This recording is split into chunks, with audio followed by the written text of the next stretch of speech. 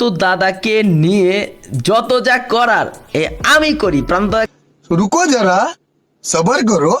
মিথ্যা নাটক সাজানোর জন্য এবং তার পাশাপাশি অভিনয়ের জন্য ওবাইদুল ভাই সেরা রে। সো তোমরা জানো যে পুরো বাংলাদেশ জানে যে ওবায়দুল ভাই প্রান্ত দাদা এবং বাংলাদেশ টপ ওয়ানের মধ্যে হয়েছে ঝামেলা। তো ঝামেলাটা কী নিয়ে?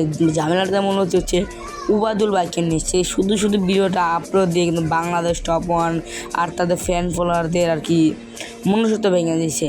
তাদের ফ্যান ফলোয়ার, আমিও বাংলাদেশ টপ ওয়ানের ফ্যান। ওবায়দুল ভাই ভিডিওটা দেখার পর আর কি আমার মনে ভেঙে গেছিল যে বাংলাদেশ টপ ওয়ান এই কাজটা করতে পারে। আসলে গাইস সম্পূর্ণটাই কিন্তু ওবায়দুল ভাইয়ের সম্পূর্ণ ভিডিওটাই ভুয়া ভিডিও ছিল।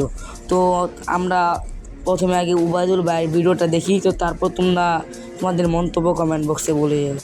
বিভিন্ন জায়গায় ঘুরছি, তো এক কথায় প্রান্ত দাদাকে নিয়ে যত যা করার আমি করি। প্রান্ত দাদাকে আমার ছোট ভাইয়ের মতো বলি। ইভেন কি যারা আমার সাবস্ক্রাইবাররা আসো, আসলে আমি ওবায়দুল ভাই নাকি প্রান্ত দাদা, তোমরা কিন্তু এই বিষয়টা কনফিউজ হয়ে যাইতা, ঠিক আছে?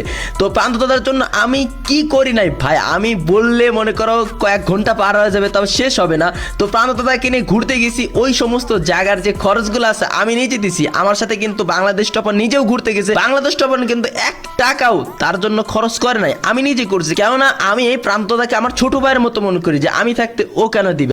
সো গাইস আমরা তো শুনলামই যে ওবায়দুল ভাই কি বলে, যে তার মাথার মধ্যে এত মিথ্যা কথা আইসে। আমি তো আমার বাপের জন্য এত মিথ্যা কথা কই নাই, ওবায়দুল ভাই যে এত মিথ্যা কথা কইছে, তো তাকে আমি আমার আর কি ইয়া হিসাবে দেখি, বড় ভাই হিসাবে দেখি। তো আর কি করবো, আমি নিজেও তার ফ্যান আর কি, আমি কী যে বলবো, আমি তার ফ্যান হয়ে আজকে আমার লজ্জা লাগতেছে যে তাদের কত সুন্দর একটা স্কোয়াড এইমাত্র প্রান্ত দাদার জন্য ওবায়দুল ভাই এই কাজটা করতে পারলো। ওবায়দুল ভাই তোমার থেকে যে আশা করি নাই। ওবায়দুল ভাই এটা কোনো কাম করছে? ওবায়দুল ভাই কিনে বাংলাদেশ টপ ওয়ান কী বলে, চলো এটাকে আমরা শুনে আসি। আর হ্যাঁ গাইস, আপনারা মির্জাফর হিসেবে কাকে বলবেন? আমার সে গাইস লাগতেছে যে মির্জাফর নিশ্চয় ওবায়দুল ভাই, কারণ তার যে প্রথম ভিডিওটা দেখি সেটা দেখে আমরা সবাই বাংলাদেশ টপনকে গালাগালি করছি যে বিডি টপন সেটা, বিডি টপন যেটা, বিডি টপন এটার বাল সেটার বাল, সেটা না বলে চলে। তো কমেন্ট বক্সে গেলে কিন্তু বিডি টপনের নামে এতগুলা গালিগালাজ। তো আমরা গালি দিছি কার ভিডিও দেখে? ওবায়দুল ভাইয়ের ভিডিও দেখে। ওবায়দুল ভাই কিন্তু কাজটা ইচ্ছা করে করছে। তো তারপর কিন্তু বাংলাদেশ টপ ওয়ানও ভিডিও আপলোড করে, তো তারপর কিন্তু বাংলাদেশ টপ ওয়ানের ভিডিও সবার মাথায় টুটু করে আসে যে না ওবায়দুল ভাই মিশা কথা থেকে সবাই বাংলাদেশ টপ ওয়ানের নামে ভুয়া সংবাদ দিয়েছে সবাই যে। তো তারপরে 2 দিন না 1 দিন পরেই জানি আবারও আমাদের প্রান্ত দাদা ভিডিও আপলোড দেয়। তো প্রান্ত দাদা ভিডিও আপলোড দেওয়ার পরে কিন্তু আসল রহস্যটা বাইর হয়, কেডা? মির্জাফর। এখন আমরা দেখতে পাচ্ছি যে বাংলাদেশ টপ ওয়ানের, তো বাংলাদেশ টপ ওয়ান প্রান্ত দাদা এবং আলিফ মিলে কি বলেছে সেটা আগে আমরা শুনে আসছি। আমাদের মির্জাফর ওবায়দুল ভাইয়ের নামে, যাকে আমরা মনে প্রাণ দিয়ে বিশ্বাস করেছিলাম যে না ওবায়দুল ভাই জীবনে মির্জাফর হতে পারে না। তো আমরা মির্জাফরের নামে বাংলাদেশ টপ ওয়ান কি বলে আগে আমরা সেটা শুনে আসি। তারপরে তুমি কোন ইচ্ছায় আমার চয়েস করলা, বা তোমার জেনে খেলে তুমি এতদিন অভ্যস্ত, নাকি আমি তোমার কোনো টাকার অফার করছি? না, কোনো টাকা পয়সার কোনো অফার করে নাই। মানে আমার একটা কথা আছে না ভাই, যে যেখানে ইচ্ছা হয়, যার প্রতি ইচ্ছা থাকে, যার প্রতি বলতে মানে যে কাজে মন বসে মানুষের সেটা করা উচিত, এমন জিনিসটা এরকম। আমার ওই জায়গা মনেই বসছে নাই টোটালি। আমি চেষ্টা করছি। বুঝবে কেমনে? তোমরাই কি মাইনে নিবা? প্রান্ত যদি এখন আমাদের টিমটা বের হয়ে যায়, ওবায়দুল ভাই সাথে খেলা শুরু করেছেন, ওবায়দুল ভাই নিজেই খেলে না, আর ওবায়দুল ভাই যে প্লেয়ার গুলো টিম বানাইছে সবগুলো ওই আমাদেরই প্লেয়ার। তাইলে এটা কেমন করে সম্ভব যে হুট করে একজন ডিভাইড হয়ে গেল? ডিভাইড হয়ে কোনোদিন টিম হয়? প্রান্ত ভাই ডিভাইড একদিন খেললো, উল্টা পাল্টা কমেন্ট আসা শুরু হলো, এই জিনিসটাই হইছে। এবং প্রান্ত দাদা তারে বলছে, বলার পরে সে মানতে রাজি। তো আমরা এখান থেকে কিন্তু শুনলামই যে আমাদের প্রান্ত দাদা কী বলে। তো প্রান্ত দাদা কিন্তু তার নিজের ইচ্ছা কিন্তু বাংলাদেশ টপ ওয়ানের স্কোয়াডে যোগ দিয়েছে।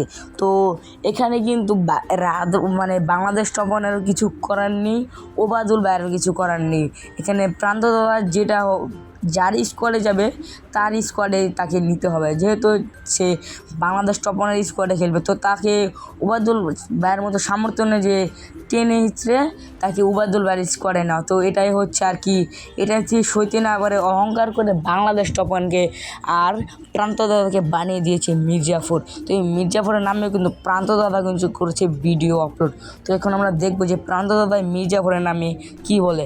চলো এখন আমরা সেটা শুনবো। ওবায়দুল ভাইয়ের সাথে আমার পরিচয়টা কখন হয় বা কিভাবে হয় সেটা জানার জন্য তোমাদের ফিরে যেতে হবে 2023 সালের জানুয়ারি মাসে। ওই সময় আমি এমনি টুকটাক র্যাঙ্ক পুশ করতাম, বাট কখনো সিরিয়াস পুশ করা হয় নাই। তখন আমার সাথে পরিচয় হয় রিজন পুশ করে এমন একজন প্লেয়ারের সাথে, আর তার সাথে গেম খেলার এক পর্যায়ে সে তার আইডি খেলার জন্য আমাকে অফার করে। অফার বলতে সে আমাকে বলে যে তার আইডি খেলার জন্য তার পরিবর্তে সে আমাকে কিছু টাকা হাত খরচ হিসেবে দিবে। তখন আমি তার আইডি খেলছি ঠিকই, কিন্তু তার থেকে আমি একটা টাকাও নি নাই, এমনকি তার এমবি খরচের জন্য তার কাছ থেকে কোনো টাকা নি নাই। তারপর যে কথা সেই কাজ, আমরা র্যাঙ্ক পুশ করা শুরু করি। আর তখনই অ্যাজ এ স্কোয়াডমেট ওবায়দুল ভাইয়ের সাথে আমার প্রথম পরিচয় হয়। তার কিছুদিন পর আমি যে আইডি খেলতেছিলাম এখানে কিন্তু প্রান্ত দাদা স্বীকার করে যে তার ওবায়দুল ভাইয়ের আইডি খেলার সময় কিন্তু ওবায়দুল ভাই থেকে টাকা আর কি দিতে চাইছিল। তো প্রান্ত দাদা কিন্তু নিষেধ করে দিয়েছে যে সে কোনো টাকা নিবে না। তো তারপরে কিন্তু ওবায়দুল ভাই হ্যান ত্যান এগুলো বলে কিন্তু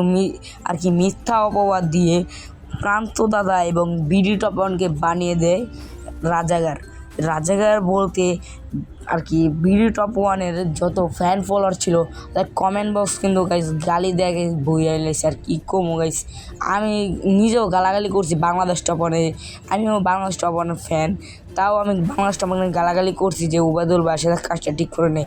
তো যখন বাংলাদেশ টপ 1 আর কি ভিডিও আপলোড করছে, তো তখনই আমাদের মনুষ্যত্ব বজায় উঠে যে ওবায়দুল ভাই কাজটা যে করছে সে মোটেও কাজটা ঠিক করে নেই, শুধু দুটো মানুষকে মিথ্যা অপবাদ দিয়ে বানিয়ে দিল রাজাকার, এটা কোনো কথা? তো আমার ওবায়দুল ভাইকে নিয়ে লাস্ট ম্যাচ একটাই কথা হচ্ছে যে তার পরবর্তীতে একটা কথাই আমার মনে আসলো, মিথ্যা নাটক সাজানোর জন্য এবং তার পাশাপাশি অভিনয়ের জন্য ওবায়দুল ভাই সেরা রে।